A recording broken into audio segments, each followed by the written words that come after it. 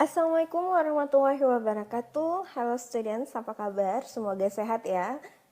Nah, insya Allah hari ini kita bakalan ngebahas mengenai how to write cover letter. Kalian tahu kalau misalnya di sesi sebelumnya kita udah ngebahas mengenai kurikulum vitae. Oke, tapi sebelumnya jangan lupa di subscribe, like, and comment supaya Miss tetap semangat buat upload konten-konten yang baru. Anyway, kita langsung aja ngelihat yang pertama mengenai what is cover letter. Apaan sih itu cover letter? Mungkin ada dari kalian yang masih belum tahu atau mungkin udah ada yang tahu gitu. Nah, yang kita lihat dulu, apakah cover letter itu sama nggak sama application letter? Ada yang tahu? Ya, it's similar. Jadi kalau orang ngomongin cover letter itu sama dengan application letter. Kalau dalam bahasa Indonesia itu dikenal sama surat pengantar gitu. Kalian pernah lihat nggak? Kalau kita ngelamar pekerjaan itu pasti sebelum kita attach atau serahkan CV kita, kurikulum vitae-nya, daftar riwayat hidupnya kita, ada bagian atau lembaran pertama yang dikenal sama surat pengantar. Atau kalau seandainya kalian pernah daftar PNS gitu, kalian masih ingat yang selalu ditulis tangan? Nah, itu yang disebut sama cover letter. Jadi cover letter sama application letter is similar. Okay, and then the second question, is cover letter similar to curriculum vitae? Apakah cover letter itu sama kayak curriculum vitae? Answer is no. Jadi dia enggak sama. Cover letter itu enggak sama curriculum vitae, tapi mereka saling berhubungan. Asik. Nah, kalau misalnya di cover letter itu kayak gambaran secara umum, kita bisa bilang bahwa cover letter itu gambaran secara umum mengenai kurikulum vitae-nya kamu. Jadi kalau di cover letter itu cuman sekilas doang. Sedangkan di kurikulum vitae itu biasanya lebih mendetail. Makanya kenapa mungkin ini caranya bakalan berbeda. But then for me personally, makanya Miss lebih suka ngajarin kurikulum vitae dulu. Nah, dari situ baru kita ambil isiannya untuk dituliskan di cover letter. Oke? Nah, the next questions, kira-kira what is cover letter jadi Miss? Jadi apa sih yang bakalan kita include di dalam cover letter? Kita bakalan lihat yang pertama, kita bakalan of course put your educational qualifications. Ini mengenai pendidikan kamu. Kita bakalan nulis di situ. Kemudian kita juga bakalan nulis yang professional experience. Nah, kemudian kita juga mencoba untuk membujuk si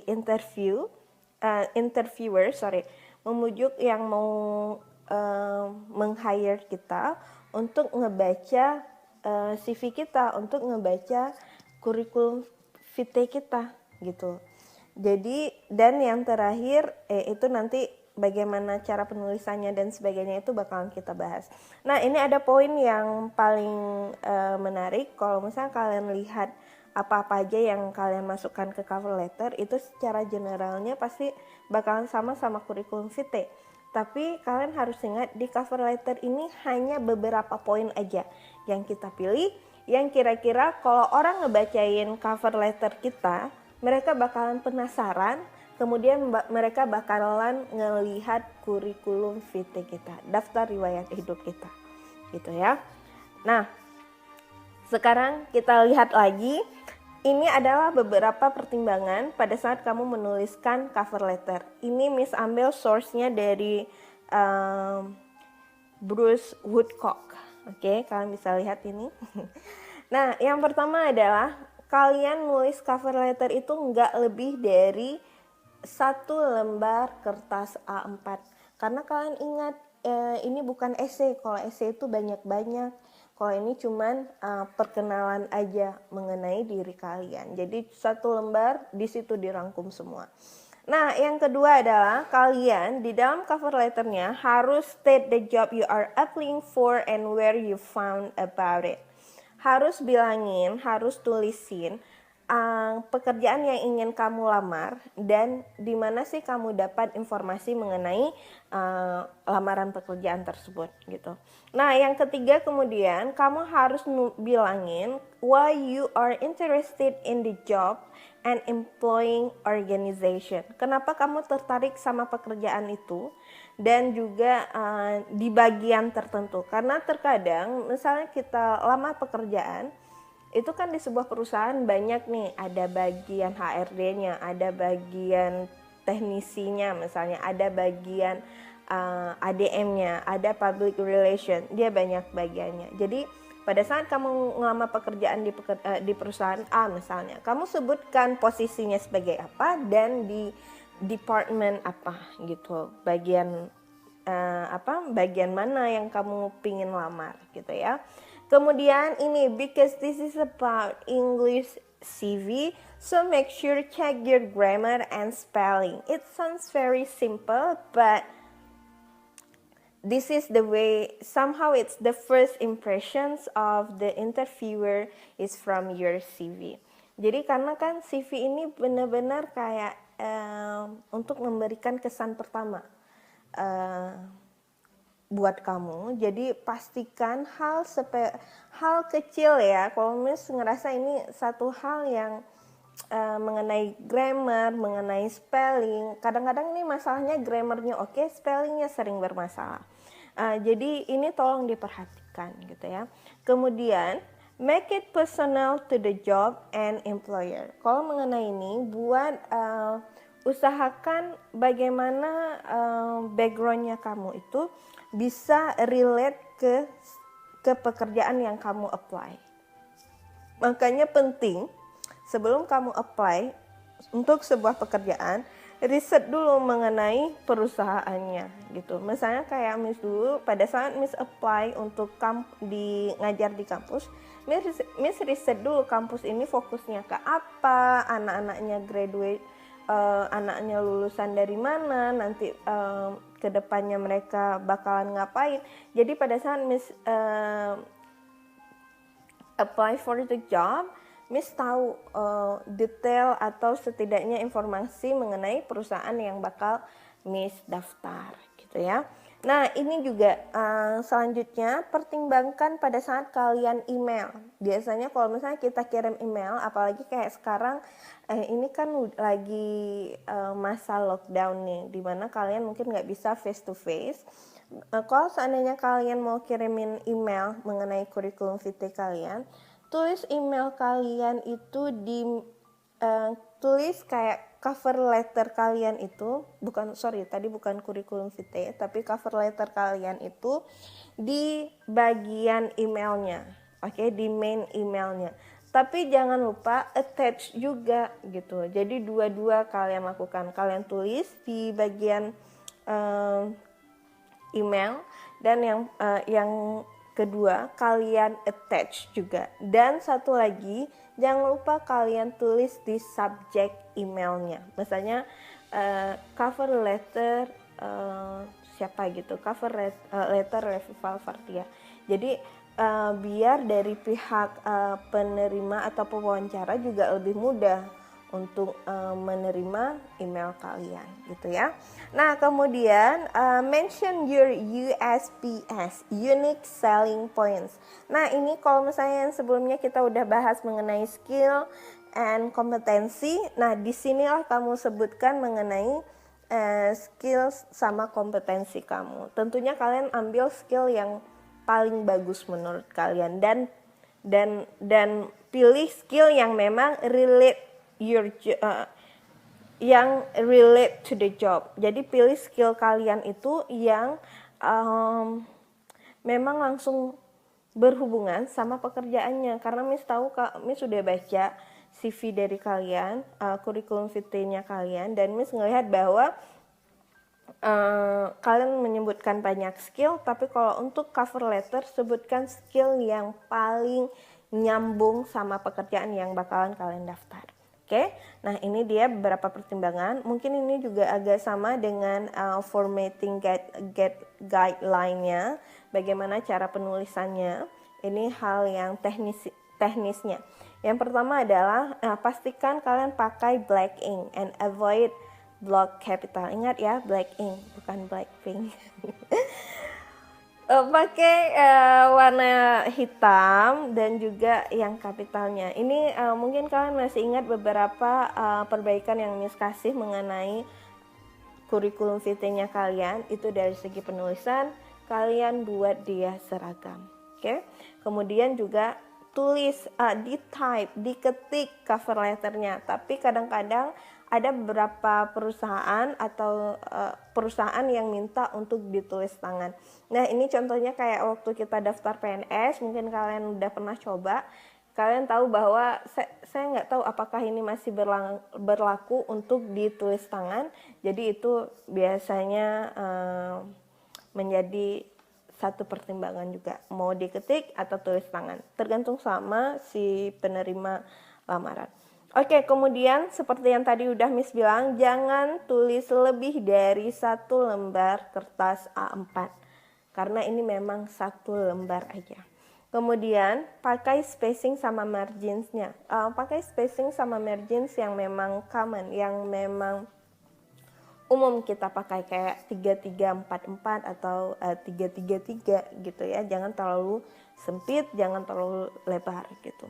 Kemudian kalian bisa milih untuk buat bullet points, atau kalian setiap paragraf itu di-indent, kayak dimasukkan gitu ya. Kemudian kata-kata yang kalian pakai itu pakai kata-kata yang singkat tapi dia jelas. Kayak singkat, padat, dan jelas. Pakai konsep ini di dalam penulisan cover letter kalian. Dan juga penulisannya mungkin pakai standar yang 12, ukuran 12 atau 10 gitu. Jangan yang lebih besar. Karena ini lebih kayak terkadang cover letter ini orang kan ngelihat pertama dari segi formatnya ya. Jadi penting kalau kalian punya format yang bagus, apalagi kalau didukung dengan isian yang bagus juga. Oke? Nah, let's have a look now. Ini, jadi kalau secara generalnya, dia bakalan, kalau kita menulis itu pasti ada bagian awal, bagian tengah, dan bagian akhir. Kalau di bagian awal dari cover letter itu, kalian bakalan sebutkan personal information, di mana kalian belajar, dan dari mana kalian tahu tentang lamaran pekerjaan ini. Ingat ya, ini tulisannya brief. Brief itu artinya singkat. Oke? Nah, yang di bagian tengah itu kalian bakalan ngebahas mengenai skill sama experience-nya kalian. Jadi kalau Miss sudah ngomongin skill, it's going to be about your competency over there and also what you have done gitu. Nah, kalau misalnya kalian tanya, Miss saya nggak pernah punya experience gitu, Miss saya belum bekerja gitu, gimana ya? Kan selalu Miss bilang, when you don't have work experience, you can use, kalian bisa tulis pengalaman yang kalian dapatkan apa dari magang atau dari organisasi, kalian bisa masukkan ke situ. Tapi ingat, pilih pengalaman yang sesuai sama pekerjaan yang mau dilamar. Oke. Nah, kemudian di bagian akhir dari cover letter itu kalian pasti bakalan tulis informasi yang kira-kira si pembaca ini pengen tahu, kemudian pasti bilang terima kasih, jangan lupa for that, and then closing remarks-nya gitu, misalnya kayak regards, sincerely, dan sebagainya. Oke, jadi kalau misalnya kita lihat framework-nya, itu bakalan ada seperti ini, 7 bagian. Ini ingat ya, kalau misalnya bentuk penulisan cover letter, it must be a lot. Jadi ini Miss cuman ambil yang menurut Miss ini bisa membantu kalian dan lebih mudah untuk kalian pahami. Nah, mungkin untuk hari ini kita bakalan ngebahas yang pertama mengenai paragraf pertama. Kalau misalnya kalian lihat tadi yang di paragraf pertama itu ada introductions. Di bagian pertama itu ada introduction sama paragraf pertama. Nah, kalau kamu ngomongin introduction, it's not only about siapanya kamu, hello my name is, bukan mengenai I'm Revi Valvardia bla bla bla. It's not only about that. Kamu bisa lihat introduction di sini. Ini bisa sesimpel kalian tulis informasi mengenai kalian di info kita sebagai pelamar, siapa namanya, alamat kita, email kita, dan tanggal penulisan kita. Kemudian juga ke siapa yang kita tujukan, bagian atau perusahaannya yang mana. Oke. Nah, di sini juga di bagian paragraf pertama ini kita bisa pakai yang namanya dear me. Dear ini kayak sapaan gitu ya, sapaan. Dan ini bentuknya formal kok gitu. Kemudian kalau misalnya kita mau jabarkan lagi, kalau kita breakdown, tadi kita udah bilang di paragraf pertama itu mungkin di cover letter itu paling penting kita tulis di mana kita belajar, apa yang kita mau daftar, dan dari mana kita mendapatkan informasi mengenai lamaran pekerjaan. Kalian bisa lihat di sini semuanya sangat singkat, padat, dan jelas. Jadi kalau misalnya dari mana dia belajar, I'm a final year student at King's College London reading economics. Kalian bisa lihat I'm a final year student berarti mahasiswa tingkat akhir. Misalnya kalian I'm a fresh graduate students of apa gitu, kalian bisa tulis. Kemudian apply for ini berarti kalian mau daftar untuk apa, and I would like to apply for an associate consultant position with McClure and Company. Jadi dia mau daftar sebagai konsultan di perusahaannya McClure and Company, itu nama perusahaannya. Kemudian yang dari mana sih dia mendapatkan informasi? As advertised on www.monster.com. Jadi informasinya itu bisa, apakah kalian mungkin rekomendasi dari seorang, ataukah kalian tahunya dari koran, ataukah kalian seperti kasus ini dia tahu informasinya dari website. So you can use that too. Oke, jadi kalian bisa lihat dalam dalam satu paragraf singkat, ketiga poin ini udah disebutkan. Dari di mana dia belajar, apa yang dia lamar, bagian apa, dan dari perusahaan di perusahaan apa, dan yang ketiga adalah dari mana dia mendapatkan informasi mengenai lamaran pekerjaan ini. So these three are the main points for this paragraph. Nah, untuk sesi kali ini kita bakalan bahas dua paragraf selanjutnya, yaitu paragraf kedua dan juga paragraf ketiga. Kita langsung lihat di paragraf kedua. Di paragraf kedua ini berisi mengenai apa sih yang membuat kita tertarik untuk mendaftar atau melamar di perusahaan tersebut gitu, dan lebih spesifik di bagian yang lagi dibuka lowongannya gitu. Dan sangat bagus pada saat kita bisa nunjukin juga alasannya gitu. Di sini yang membuat dia tertarik adalah manajemen konsultansi, yaitu konsultan manajemen, karena alasannya itu dia buat it combines analytic research across a wide range of business situation with frequent client contacts. Kemudian di paragraf kedua juga kita bisa memberikan informasi tambahan mengenai perusahaan tersebut. Sebelumnya saya sudah membahas bagaimana pada saat kita mau mendaftarkan to a company, it's really good if you research the company, whether it's through friends who has worked there or whether through their websites. Because it's usually for a big company, they have the websites that you can look around, ya. Jadi informasinya itu bisa kalian dapatkan, informasi mengenai perusahaan yang kalian daftarkan itu bisa kalian dapatkan apakah dari teman mungkin atau kenalan yang memang udah kerja di perusahaan tersebut, atau kalian bisa dapatkan dari website. Biasanya beberapa perusahaan mereka punya website yang komprehensif, yang lengkap, dan kalian bisa cari informasi mengenai perusahaan tersebut di situ. Nah, it's really nice walaupun ini hukumnya optional, kayak hukumnya.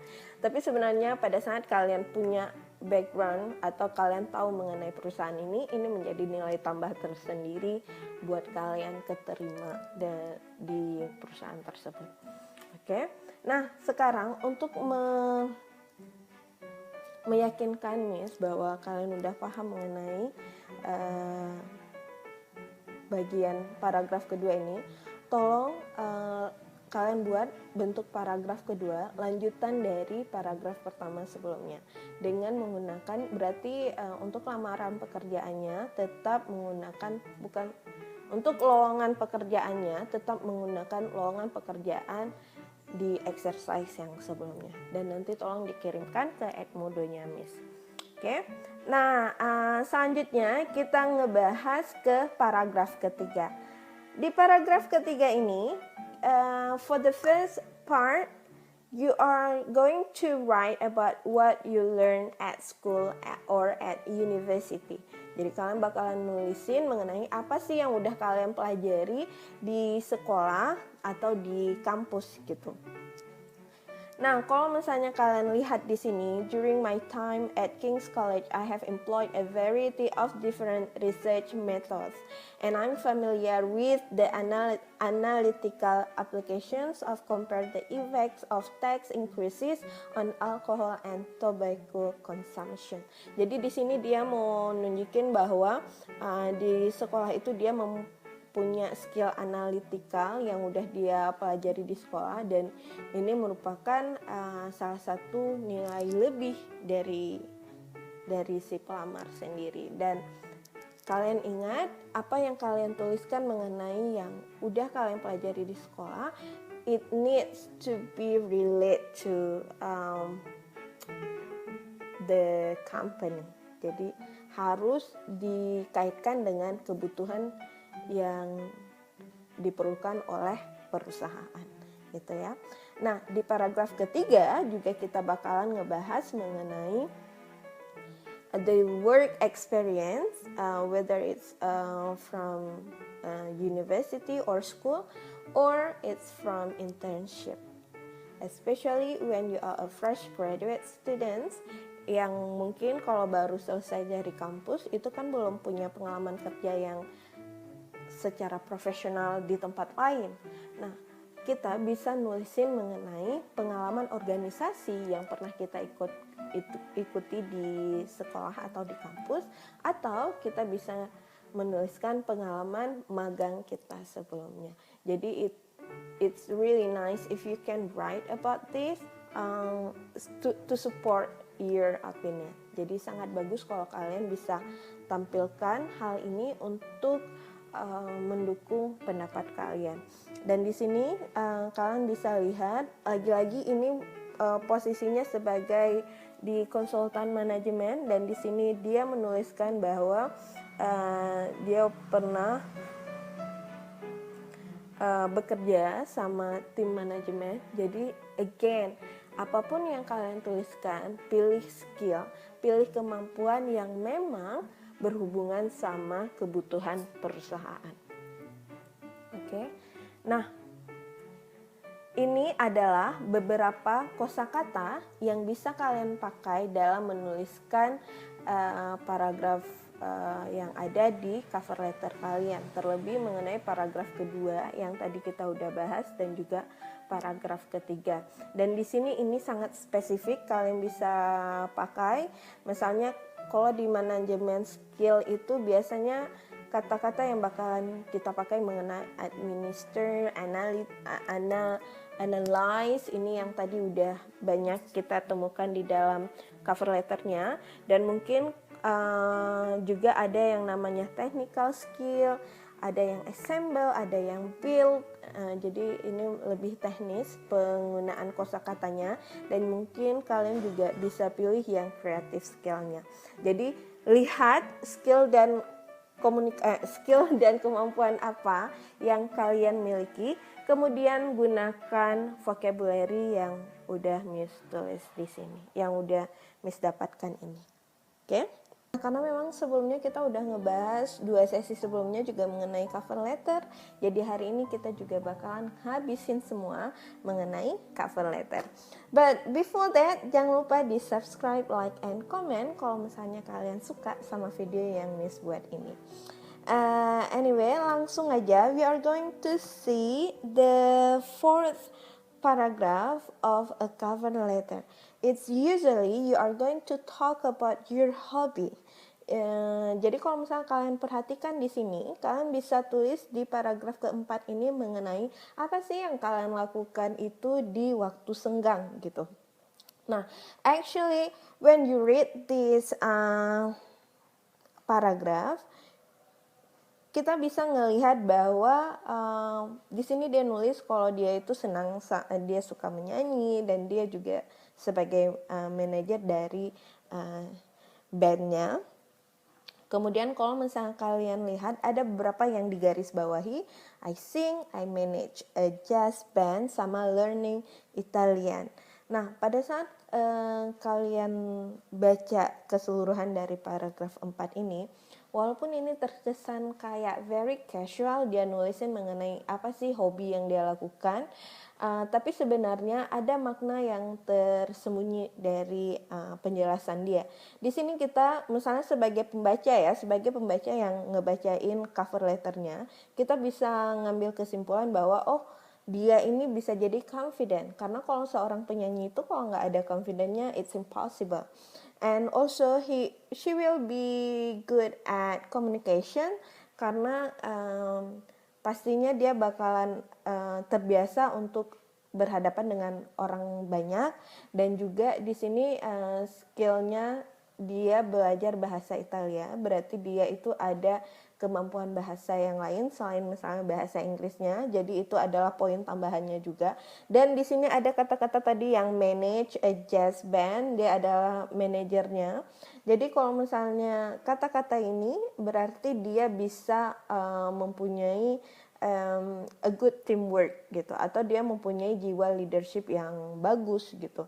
Nah, jadi walaupun terkesannya seperti ini kayak cuman hobi doang yang dia tuliskan di cover letter, tapi dari segi pembaca ini ada makna yang bisa diambil mengenai kemampuan si pelamar sendiri.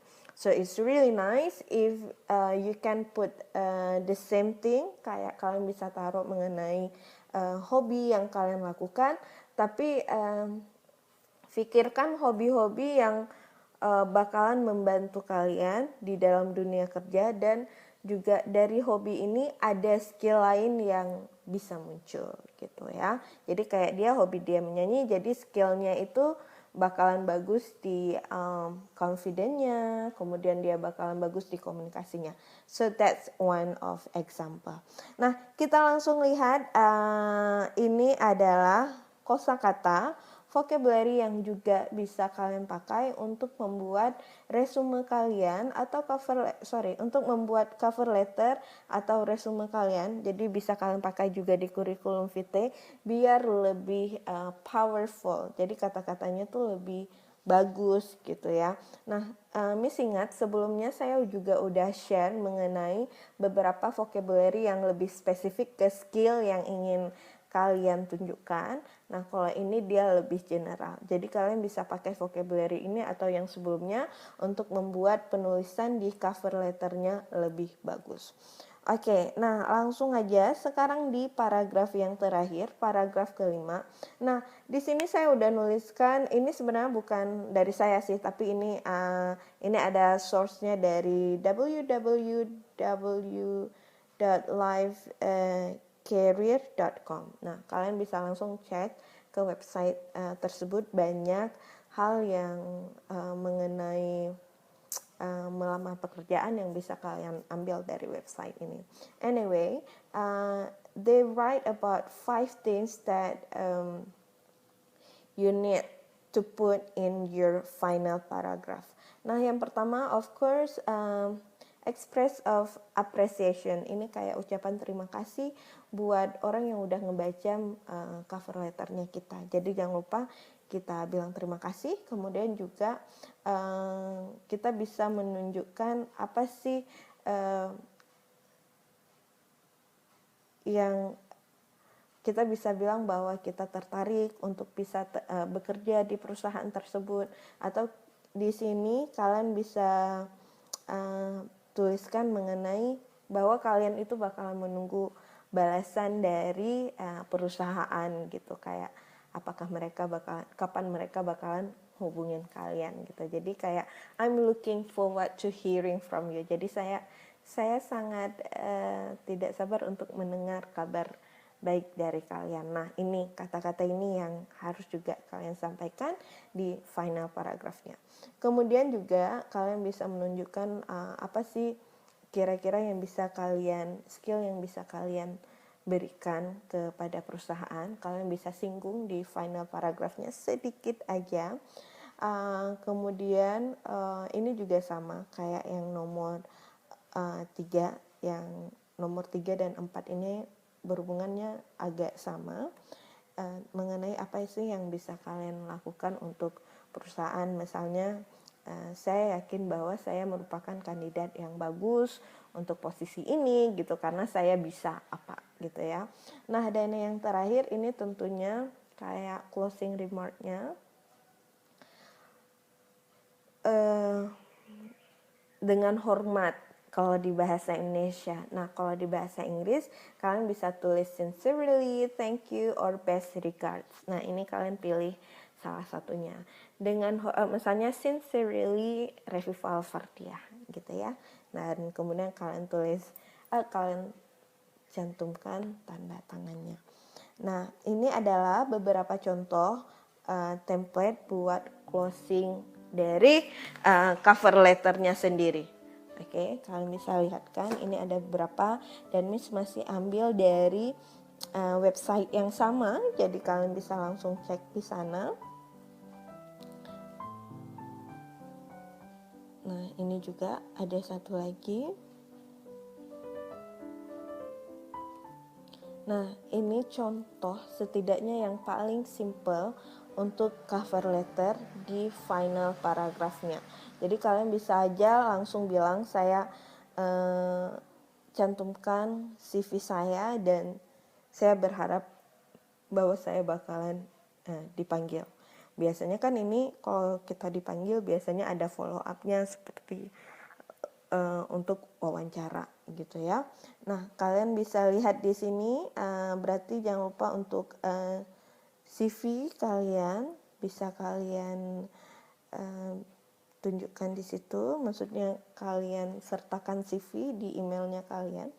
Kemudian ini yang bagian terakhirnya yang tadi saya bilang yours sincerely, ini kalian bisa tulis dan biasanya dia terdiri ada tanda tangan dan juga nama kalian gitu ya. So inilah dia mengenai cover letter dan ini adalah gambaran keseluruhan dari paragraf pertama sampai paragraf terakhir dari sebuah cover letter dan kalian bisa lihat formatnya di sini. Semuanya udah digambarkan secara detail. So, well, I think that's all for now. Thank you so much for listening. Alhamdulillah kita udah menyelesaikan sesi dari cover letternya kita. So, stay safe, stay at home. I'll see you again next time. Assalamualaikum warahmatullahi wabarakatuh.